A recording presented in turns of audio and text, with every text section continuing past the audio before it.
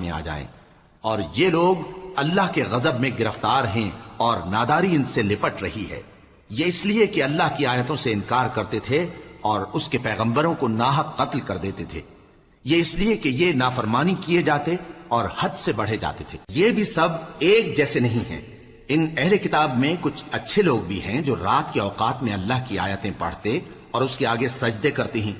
वो अल्लाह पर और रोज आखिर पर ईमान रखते और अच्छे काम करने को कहते और बुरी बातों से मना करते और नेकियों पर लपकते हैं।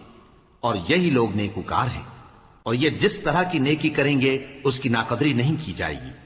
और अल्लाह परहेजगारों को खूब जानता है।